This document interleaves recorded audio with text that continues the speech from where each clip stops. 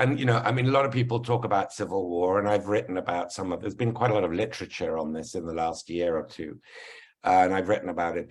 I'm less concerned about civil war in the way we think of civil war.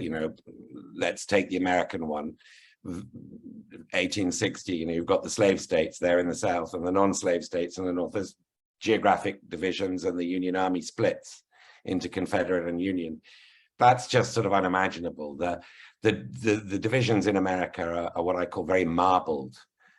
Really, the South is all rural America, and the North is all urban America, and then the suburbs and exurbs in between are the political battleground.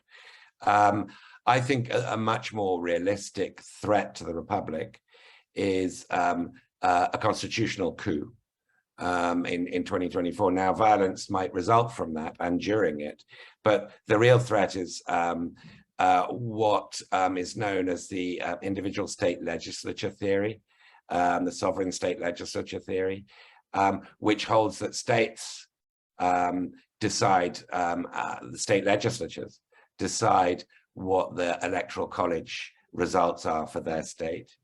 And that if they decide that the votes in their state have been sullied or contaminated in some way, then the state legislature can just send in a separate state of electors. Then, of course, you would get Vice President Kamala Harris rejecting.